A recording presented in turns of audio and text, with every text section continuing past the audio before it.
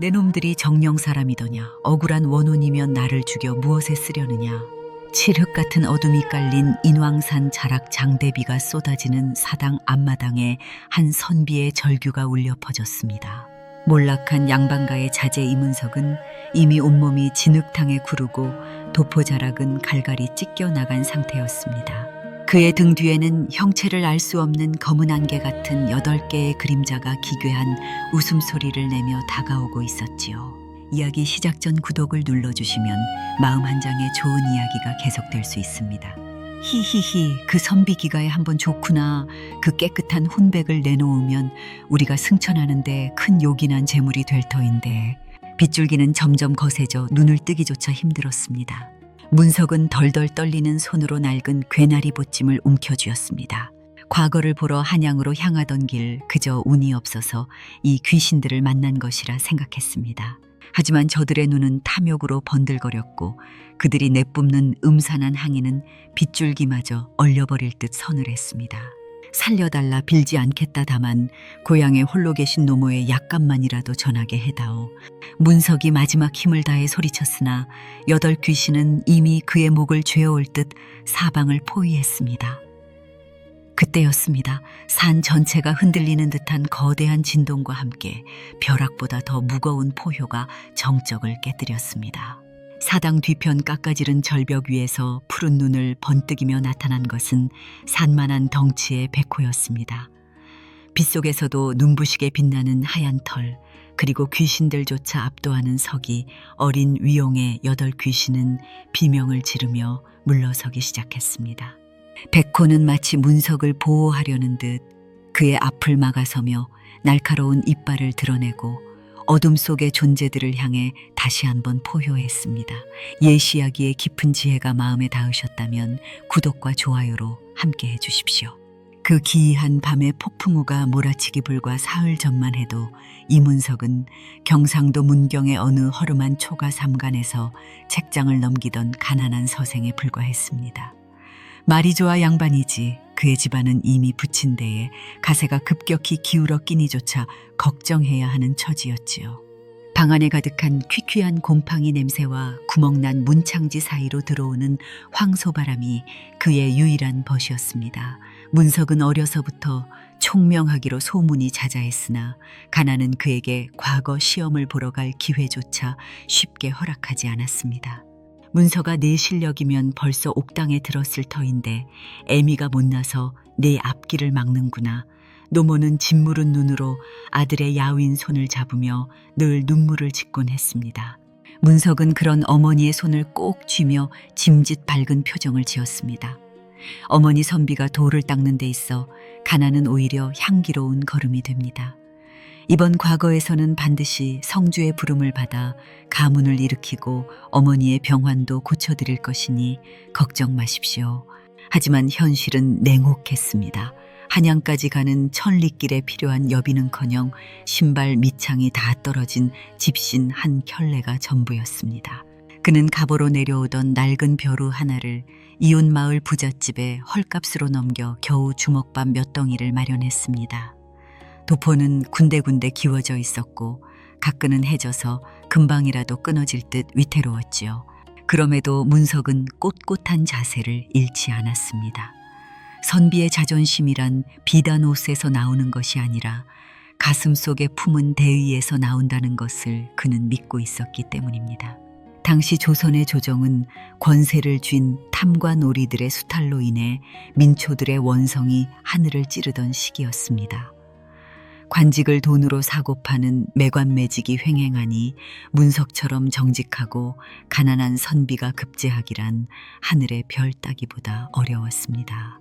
길을 떠나며 마주한 마을마다 굶어 죽은 이들의 시신이 즐비했고 살아남은 이들은 산속으로 숨어들어 화전민이 되거나 도적이 되기 일쑤였습니다. 이 나라가 어찌 되려고 이러는가. 백성은 도탄에 빠졌는데 고관대작들은 술잔을 기울이며 시를 읊고 있으니 문석은 길가에 핀 들꽃 하나를 보며 탄식했습니다. 그는 험한 산길을 넘고 물을 건너며 오직 한양만을 향해 걸었습니다. 다리는 퉁퉁 붓고 물집이 터져 피가 배어 나왔지만 그는 멈추지 않았습니다.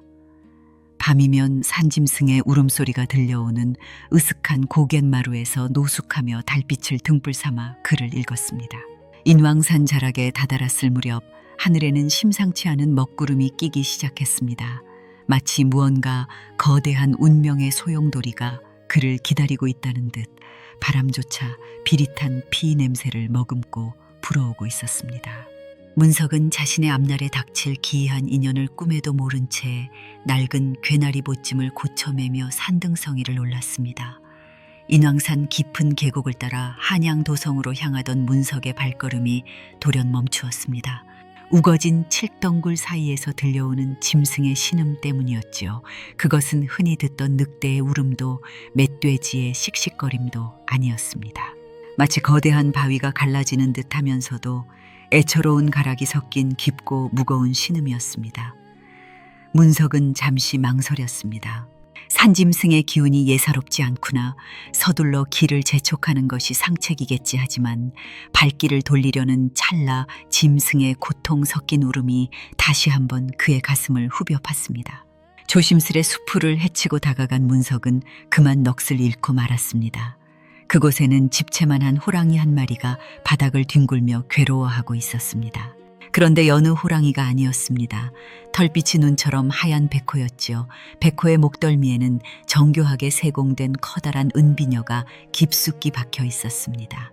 상처 부위는 이미 검게 변해 있었고 비녀가 기도를 누르는지 짐승은 숨을 헐떡이며 죽음의 문턱에 다다라 있었습니다.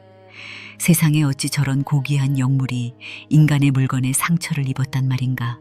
문석은 공포보다 측은함이 앞섰습니다. 호랑이는 산의 군자라 불리며 영물로 대접받는 짐승인데 누군가 독을 바른 비녀로 이 백호를 해하려 한 것이 분명해 보였습니다. 백호는 다가오는 문석을 발견하고는 힘없이 눈을 떴습니다. 그 푸른 눈동자에는 짐승의 광기가 아닌 간절한 도움의 눈빛이 서려 있었습니다. 문석은 결단을 내렸습니다. 내 비록 미천한 서생이나 죽어가는 생명을 두고 어찌 선비라 하겠느냐. 내가 너를 살려줄 터이니 부디 나를 해치지 마라. 그는 조심스럽게 다가가 백호의 목 근처에 무릎을 꿇었습니다. 짐승의 뜨거운 숨결이 얼굴에 닿았지만 문석은 물러서지 않았습니다. 그는 자신의 도포자락을 쭉 찢어 물을 적시고 상처 부위를 닦아냈습니다. 그리고는 온 힘을 다해 비녀를 잡았습니다. 조금만 참거라. 곧 끝날 것이다. 문석이 기합을 넣으며 비녀를 뽑아내자 검붉은 피가 솟구치며 백호가 크게 몸부림쳤습니다. 문석은 튕겨나가 바닥에 나동그라졌지만 재빨리 기어가 비녀가 빠진 자리를 찢은 도포로 압박했습니다. 한참을 지혈하고 나서야 백호의 거친 숨소리가 잦아들었습니다. 백호는 기운을 차린 듯 자리에서 일어나 앉더니 문석의 얼굴을 가만히 응시했습니다.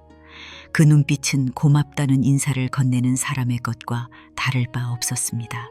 문석은 손목에 묻은 핏자국을 씻어내며 쓴웃음을 지었습니다. 이복의 상은 이제 살았으니 다시는 인간의 근처에 가지 마시게. 이 비녀가 네 것인지는 모르나 세상 인심이 이 비녀처럼 날카롭고 독하다네. 백호는 문석의 말귀를 알아들은 듯 고개를 한번 끄덕이고는 소리도 없이 숲속으로 자취를 감추었습니다. 손에는 피 묻은 은비녀만 남았습니다. 문석은 그 비녀를 버리려다 왠지 모를 기운에 이끌려 보따리 깊숙한 곳에 챙겨 넣었습니다.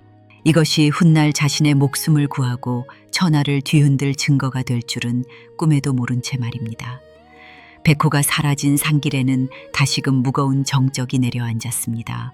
문석은 찢어진 도포 소매를 대충 추스르고 서둘러 발걸음을 옮겼습니다.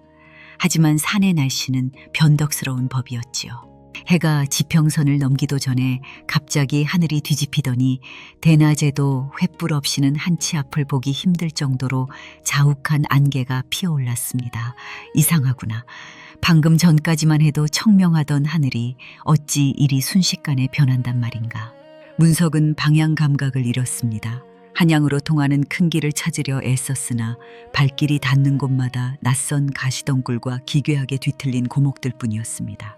비바람은 점차 거세져 뺨을 때렸고 천둥 소리는 마치 산신령의 분노처럼 골짜기를 뒤흔들었습니다. 문석은 추위와 허기에 몸을 떨며 비를 피할 곳을 찾아 헤매다 어느덧 인왕산 깊숙이 자리한 금기된 숲의 경계에 들어서고 말았습니다. 이곳은 인근 백성들 사이에서 8원혼의 숲이라 불리며 대낮에도 나무꾼조차 발을 들이지 않는 흉험한 곳이었습니다. 10여 년 전 억울한 누명을 쓰고 처형당한 한 가문의 8식구가 시신조차 수습되지 못한 채 버려졌다는 흉흉한 소문이 전해지는 곳이었지요. 문석은 그런 전설을 미신이라 치부해왔으나 숲의 공기는 평소와 달랐습니다. 공기 중에 떠도는 것은 단순한 빗줄기가 아니라 사람의 피부를 바늘로 찌르는 듯한 예리한 살기였습니다. 누구냐? 문석이 멈춰 서서 어둠 속을 향해 소리쳤습니다. 대답 대신 돌아오는 것은 비릿한 바람소리와 나무들이 서로 몸을 비비며 내는 기괴한 마찰음뿐이었습니다. 하지만 문석은 느낄 수 있었습니다. 보이지 않는 수많은 눈동자가 자신의 뒤통수를 집요하게 쫓고 있다는 사실을 말입니다. 등 줄기를 타고 식은땀이 흘러내렸습니다. 선비로서의 기계를 다잡으려 맹자의 구절을 읊조려 보았지만 떨리는 목소리는 빗소리에 묻혀 맥없이 흩어졌습니다. 그때 안개 너머로 희미한 등불 하나가 보였습니다. 그것은 마치 구원의 빛처럼 느껴졌지만 동시에 벼랑 끝으로 이끄는 도깨비 불처럼 위태로워 보였습니다.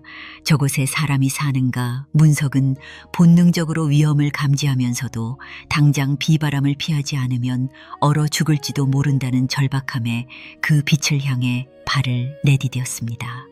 발을 떼는 순간 보찜 속에 은빛여가 차갑게 식어가는 듯한 기묘한 감각이 전해졌습니다. 마치 가지 말라고 경고라도 하는 듯 말이지요. 하지만 문석은 이미 돌아갈 길을 잃었습니다. 그는 칠흑 같은 어둠이 삼켜버린 숲의 한복판으로 자신의 의지와는 상관없이 운명의 톱니바퀴 속으로 깊숙이 걸어 들어갔습니다. 신분도 체면도 그가 평생 읽어온 경전의 가르침도 더 이상 그를 보호해주지 못하는 불확실한 경계를 넘어선 것입니다. 안개를 헤치고 도달한 곳은 낡고 퇴락한 기와집 한 채였습니다. 석가래는 썩어 문드러지고 담장은 허물어져 있었으나 방 안에서는 기이할 정도로 밝은 등불빛이 새어나오고 있었지요. 문석이 조심스레 살인문을 밀고 들어서자 방 안에서 8명의 선비가 둘러앉아 술잔을 나누는 소리가 들렸습니다. 이런 험한 밤에 귀한 손님이 오셨구려. 어서 들어와 비를 피하시오. 방문이 열리며 나타난 이들은 하나같이 창백한 안색에 단정한 도포를 차림을 하고 있었습니다. 문석은 의구심이 들었으나 예법을 갖추어 인사를 건넸습니다. 길을 잃어 객사할 위기에 처했는데 이리 배려해 주시니 감사할 따름입니다. 방 안에 들어선 문석은 코끝을 찌르는 묘한 냄새를 맡았습니다. 그것은 비린내 같기도 하고 오래된 무덤에서나 날법한 흙냄새 같기도 했습니다. 자리에 앉자마자 가장 연배가 높아 보이는 선비가 문석에게 술잔을 건넸습니다. 우리는 과거를 보러 가다 낙방하여 이곳에 머무는 처사들이요. 그대의 보따리를 보니 꽤 무거워 보이는데 혹 귀한 물건이라도 들었소. 그들의 눈길은 일제히 문석의 보찜으로 향했습니다. 문석은 본능적으로 낮에 주운 은비녀를 떠올렸습니다. 가난한 서생에게 무엇이 있겠습니까? 그저 헌책 몇 권과 주먹밥뿐입니다. 그러자 옆에 앉아있던 청년 선비가 낄낄거리며 웃었습니다. 거짓말은 좋지 않지요. 그대 몸에서 풍기는 피 냄새와 은의 기운이 여기까지 진동하는데 말이요. 순간 문석의 가슴이 철렁 내려앉았습니다. 자세히 보니 그들의 그림자가 등불빛 아래에서도 보이지 않았고 술잔에 비친 그들의 얼굴은 눈, 코, 입이 희미하게 문드러져 있었습니다. 자, 이제 연극은 끝났으니 그 비녀를 내놓으시지. 그건 본래 우리 집안의 가보이자 우리 식구 8명의 목숨을 앗아간 저주받은 물건이니 순식간에 방 안의 온도가 급강하하며 등불이 푸른색으로 변했습니다. 8 선비의 형체는 검은 안개처럼 흐물거리기 시작했고 그들의 눈은 핏빛으로 물들었습니다. 이들은 10년 전 당시 권세를 부리던 판서 집안의 음모에 휘말려 멸문지화를 당한 오씨 일가의 원혼들이었습니다. 그들은 자신들을 죽음으로 몰아넣은 결정적 증거인 그 비녀를 되찾아 세상에 복수할 힘을 얻으려 하고 있었던 것입니다. 문석은 떨리는 손으로 바닥을 짚었으나 이미 방문은 보이지 않는 힘에 의해 굳게 닫혀 있었습니다. 문석은 좁은 방 안을 가득 채운 8귀신의 서늘한 기운에 숨이 막힐 지경이었습니다. 하지만 죽음의 공포가 목전까지 다가온 그 순간 오히려 그의 머릿속은 얼음처럼 차갑게 식으며 명료해졌습니다. 그는 보찜 안쪽에 깊숙이 넣어두었던 은비녀를 천천히 꺼냈습니다. 비녀가 세상 밖으로 나오자 푸른 등불 빛을 받아 기이한 광채를 내뿜었습니다. 이것 때문이었구나. 그 백호의 목에 이 날카로운 비녀를 박아놓은 것이 정녕 내 놈들이란 말이냐. 문석의 물음에 가장 덩치가 큰 귀신이 일그러진 얼굴로 포효했습니다. 그들은 과거 판서 집안의 사주를 받아 억울하게 죽임을 당한 뒤 원안에 사무쳐 구천을 떠도는 악기가 되어 있었습니다. 그들은 자신들의 억울함을 풀기보다는 세상에 대한 증오를 선택했고 사안의 정기를 품은 백호를 제물로 삼아 영원한 불멸의 힘을 얻으려 했던 것입니다. 백호의 목에 독이 든 비녀를 꽂아 기운을 봉인하려 했으나 문석이 나타나 그 봉인을 풀어버린 셈이었습니다. 그 짐승은 산의 주인이다. 너희가 억울한 사연이 있다 한들 어찌 죄 없는 영무를 해하고 무고한 이들의 목숨까지 탐하려 드느냐. 문석이 꾸짖자 귀신들은 비웃음을 흘렸습니다. 도덕을 읊조리는 선비놈들이 가장 먼저 죽어나가는 법이지 그 비녀만 있으면 우리는 다시 육신을 얻어 도성으로 징역할 수 있다. 그때 문석은 비녀의 끝부분에 아주 작게 새겨진 문양을 발견했습니다. 그것은 당시 조정을 장악하고 있던 실권자의 가문 문장이었습니다. 이 비녀는 단순히 귀신들의 원한이 서린 물건이 아니라 과거 오씨 일가를 몰살하고 그들의 재산을 가로챘던 자가 남긴 결정적인 살인의 증거였습니다. 귀신들은 이 증거를 파괴하여 자신들의 존재를 어둠 속에 영원히 가두고 오로지 살육의 화신으로 거듭나려 했던 것입니다. 문석은 깨달았습니다. 자신이 이 숲에 발을 들인 것은 우연이 아니었음을 말입니다. 죽어가는 백호를 살린 인과가 이제는 썩어빠진 세상의 부조리를 밝혀낼 단서로 이어진 것이었습니다. 하지만 8귀신은 이제 인내심이 다한 듯 검은 안개 같은 손을 뻗어 문석의 심장을 노리고 달려들기 시작했습니다. 문석은 비녀를 가슴에 꼭 품은 채 마지막 힘을 다해 폐가의 문을 박차고 빗줄기 속으로 몸을 던졌습니다. 방문을 박차고 나온 문석의 앞에는 쏟아지는 장대비와 함께 8갈래의 검은 그림자가 뒤를 쫓았습니다. 어디를 가느냐, 그 비녀와 함께 내 영혼도 여기서 썩을 것이다. 귀신들의 곡소리가 빗소리보다 더 날카롭게 귓가를 때렸습니다. 문석은 진흙탕에 미끄러지면서도 필사적으로 인근의 낡은 사당을 향해 달렸습니다. 그곳은 마을 사람들이 산신을 모시던 곳이었으나 지금은 허물어져 가는 폐허에 불과했습니다. 문석은 사당 안으로 뛰어들어 빗장을 걸어 잠갔습니다. 하지만 나무 문은 원혼들의 강력한 힘 앞에 종이장처럼 흔들렸습니다. 쾅쾅 문이 부서지는 소리가 들릴 때마다 문석의 심장은 입 밖으로 튀어나올 듯 요동쳤습니다. 그는 주위를 둘러보다가 제단 위에 놓인 낡은 퇴색된 붓과 먹을 발견했습니다. 그는 주저없이 자신의 검지 손가락을 깨물어 흐르는 피를 먹에 섞었습니다. 내 목숨을 잃더라도 이 불의한 역사의 증거만은 지켜내리라. 문석은 자신의 도포자락에 비녀의 문양과 귀신들이 뱉은 죄상들을 피로써 내려가기 시작했습니다. 그것은 선비로서 목숨을 걸고 올리는 마지막 상소문과도 같았습니다. 귀신들이 마침내 문을 부수고 안으로 들어오려던 찰나 문석은 품에 있던 은비녀를 재단 높이 치켜들었습니다. 억울하다면 진실을 밝히고 극락으로 갈 일이지 어찌 금수가 되어 산 사람의 피를 탐하려 드느냐. 정녕 너희가 인간이었던 시절의 긍지가 조금이라도 남아있다면 당장 멈추어라. 그의 일갈에 귀신들이 잠시 주춤했습니다.